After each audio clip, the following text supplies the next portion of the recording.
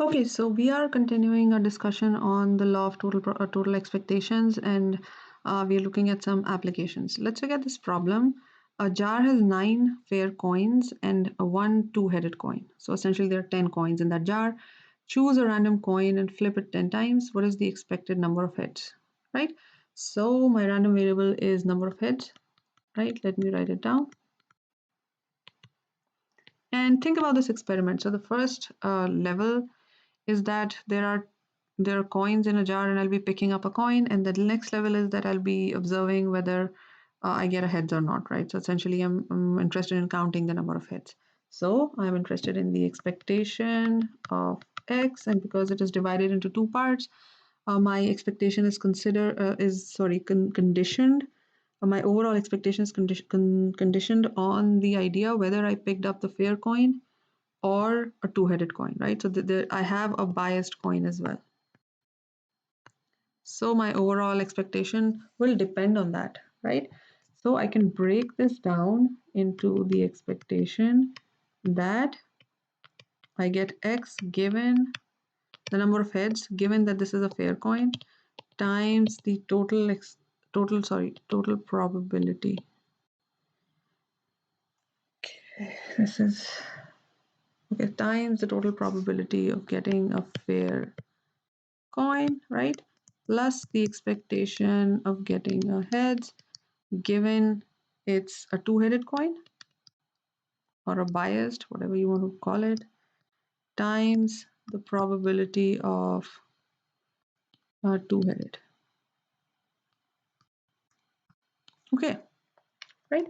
So what we have to do is like break these terms down and get each of these values separately and then just like plug them in, right? So think about what is the expectation of x, expectation of getting a head, given that the coin I picked up was fair, right? And then I have to repeat that 10 times. Okay, so the expectation is going to be the probability of getting a heads, which is 1/2, times how many times did I do that, right? So this is my sum of x's, and that's 10, right? And then the total probability that the coin is fair, which is like when I'm drawing the coin from the jar, so that is going to be 9 out of 10, right? So 9 of them are fair coins. So that's that. Next is the expectation of getting a heads in a two-headed coin. So again, from the definition of expectation, I'll always get a heads, right? So my probability is 1. And then if I'm tossing it 10 times, it's going to be 1 times 10, right? And plus the probability of getting a two-headed coin is just one of them. Sorry, and this shouldn't be plus. Let me erase this. Has to be multiplied, right? Okay, so yes. So this is going to be 1/10.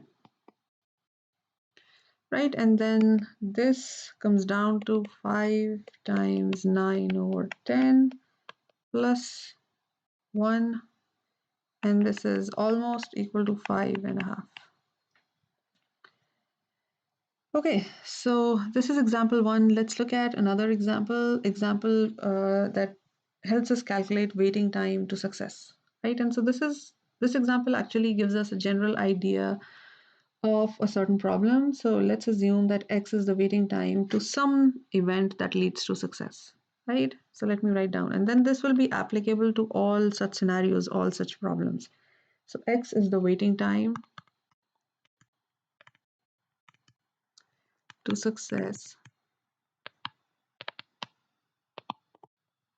right? And success probability is p.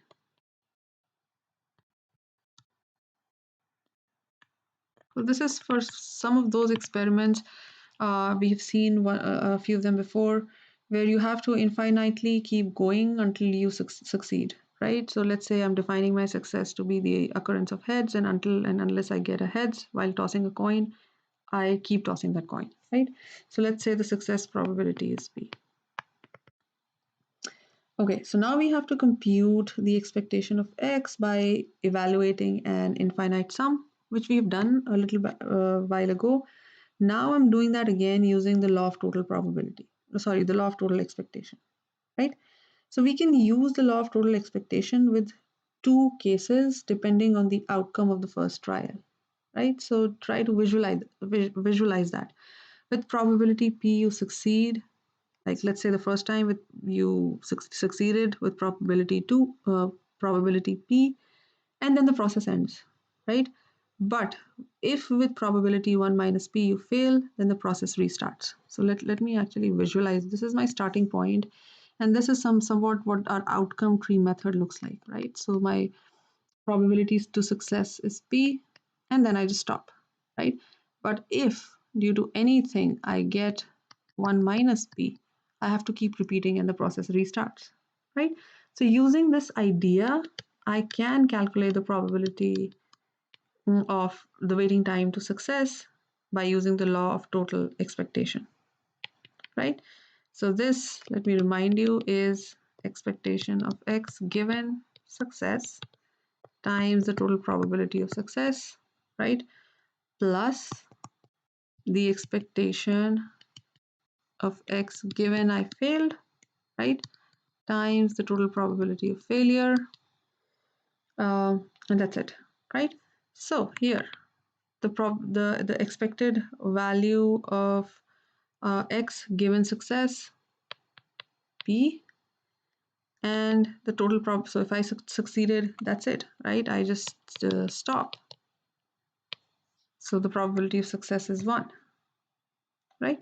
Similarly here, the probability of failure I know is 1.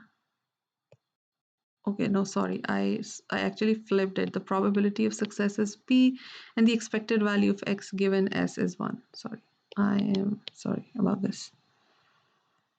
Okay, so here, the probability of failure we know is 1 minus P, and now we are interested in calculating the expected value of X given that failure has happened, right? So in case of failure, think about the expected number of trials to success. So expected number of trials to success is 1 for the failure plus an additional expected value of X because the process restarted, right? For example, let's think about that problem in which a couple is hoping to have children until they have a boy, right? So because like every time they have a girl, right? Let's say X is the number of children you have. Let me actually draw it here. So let's say my X, my random variable is the number of children you have, and I'm interested in calculating this, right? So whenever you had a girl, um, you have to account for that one child that you have, and then you have to write or restart the process again until you have a boy, right? So the process restarts with 1 added to the expected value because that is like one failure case, right? And then you again think about the expected value, right? So this idea can be applied here. So here, I should have written this like 1.p because that's why I confused it. So this is this plus E X given F times 1 minus P. That's fine. Now we know that E of X given F is 1 plus E of X, right? Because just now we made that logic, like we build that logic, and you can also visualize it here, right? So the expected value of X, or the expected waiting time, is going to be P plus 1 minus P times 1 plus E of X, right? So this is a linear equation, and you can solve for E of X, right? So if you solve for E of X, most likely you're going to get, for this particular situation, 1 over P. Now, you might not get the same result for every such problem, but you know uh, the strategy for building up um, the expected value for any waiting time to success, right? So the problem could be defined in a different way, but all you need to do is to be able to express it in the form of the law of total expectation, right? So with this, I end this video.